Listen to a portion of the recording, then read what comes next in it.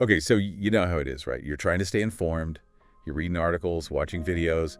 There's just so much coming at you all the time. It really is a lot to process sometimes. Yeah, and you feel like you never get beyond the surface level with anything. Right, exactly. And that's what we try to do here, right? With this, with these deep dives. Absolutely, yeah. We take the time to really get into something. Go deep. We go deep. Yes. So this time, we're digging into some stuff that you sent us. That's right. Some YouTube transcripts. Yeah, from Code Curious. Code Curious, Yeah. and it's AP computer science principle stuff. Yeah, specifically units 5.1.1 and 5.1.2. Right. So we're talking about computing innovations, basically. Yeah.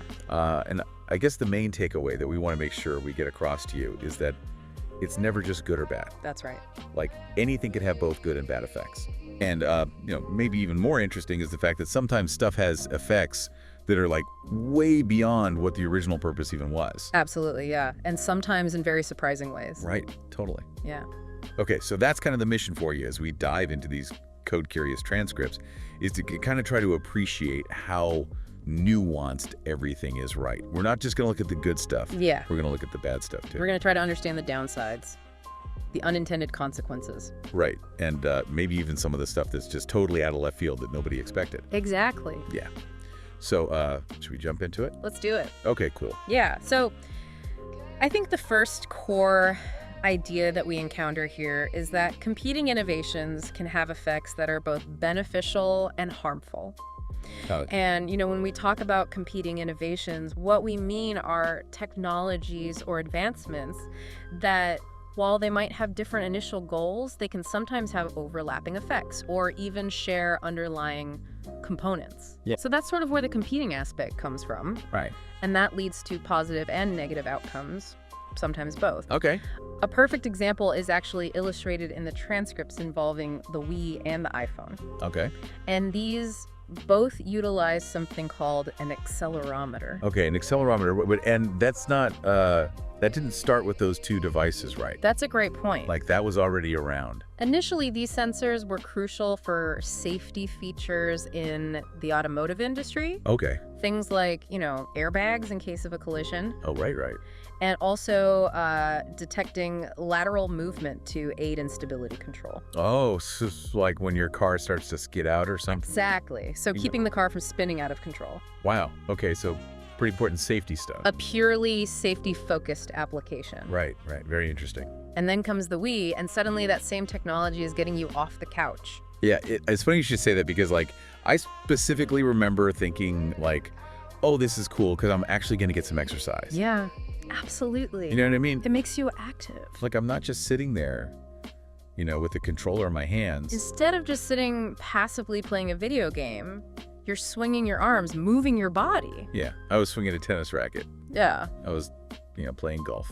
Yeah, and the beneficial effect of that is increased physical activity compared to traditional gaming. Right. It seemed pretty obvious at the time, like, oh, this is going to be good. Yeah.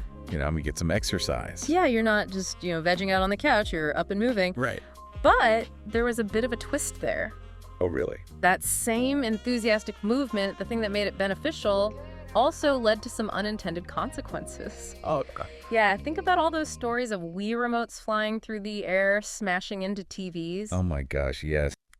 The transcript even mentions the legendary tale of Peanut the dog getting clocked by a rogue controller. Oh no, poor Peanut. Yeah, and beyond property damage, people were actually getting minor injuries from all that vigorous virtual activity.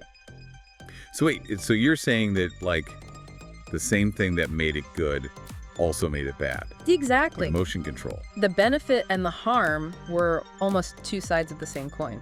Wow, that's that classic, like, double-edged sword thing, right? Precisely. You get the activity, but you also get the potential for, for accidents. Broken TVs. Yeah, exactly. Yeah. Now compare that to the iPhone, right? Yeah, Same accelerometer inside, but totally different application. precisely. Right. In the iPhone, the accelerometer was primarily used for screen orientation, Oh, yeah. switching from portrait to landscape as you rotated the device. Right. A much more subtle application focused on user convenience and a more intuitive experience. Yeah, you weren't really like chucking your iPhone through a window while you were checking your email. Right, exactly. Like it just wasn't the same kind of thing. And if we connect this to the bigger picture, that same core technology has continued to evolve and led to things like the stabilization systems we see in quadcopters or drones, as they're more popularly known. Oh yeah, the drones. Yeah. Use accelerometers and stuff to stay steady in the air and to like be able to control them really well. Absolutely. Using those sensors and accelerometers to allow for very precise controlled movement. Yeah.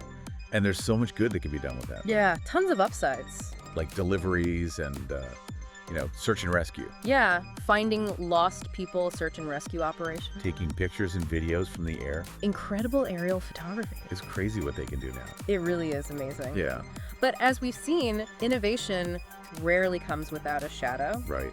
The transcripts rightly point out the harmful effects associated with quadcopters. Oh, yeah. Things like, flying them in restricted airspace near airports. Oh, that's bad. A serious safety hazard, often illegal. And then there are the very real concerns around privacy. Yeah, I mean, that anecdote about the drone hovering outside the classroom window, that's pretty creepy. It's unsettling. Yeah, it makes you think like, just because you can do something with technology doesn't mean you should. Right, exactly. And this highlights how a technology designed for one purpose can be used in ways that were never intended. Right.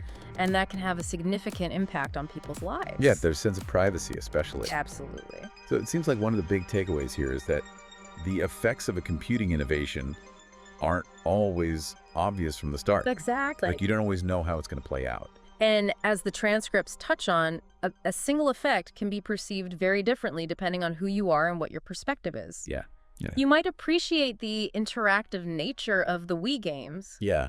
but be considerably less thrilled if your friend's overzealous tennis swing results in a cracked screen. Yeah, that's a good point. Yeah. Okay, so we've seen how, one basic piece of technology can have all these different applications and good and bad outcomes. Right. Let's talk about something else. Let's talk about 3D printers. Okay, sure. They're becoming so much more common now, They really are. Yeah, what's really striking is the increased affordability and accessibility. Yeah, they used to be so expensive. Right. And now it seems like you can get them for a reasonable price. The transcript mentions how they're now within reach for schools, even home users. Oh, wow. Plus, the open source nature of a lot of the software means there's a ton of room for customization and innovation. Oh, okay. People are using them to create an astonishing variety of things, Yeah, like what kind of stuff? from the practical to the truly incredible. Okay. We're talking about creating medical devices, prosthetics, even architectural components. Wow.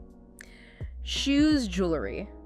That's wild. It feels like we're only scratching the surface of what's possible. Yeah, it seems like every day there's something new that you can do with them. And the transcript made an interesting point that while 3D printers can produce all these amazing things, they themselves are still like a product of human design and manufacturing. That's right. Right. It's not like they just appeared out of thin air. Yeah, like humans had to create them in the first place. And often the final assembled product still requires human intervention. Oh, right. Okay. Yeah. Interesting. And that brings up a crucial point about the interplay between technology and human creativity. Okay. The source material hints at how these advancements in computing, like 3D printing, can actually fuel creativity across various fields. Okay. Medicine, engineering, the arts. Oh, wow. That example of the shoe designer using a 3D printer to prototype a new sole perfectly illustrates how technology can become a powerful tool for human ingenuity.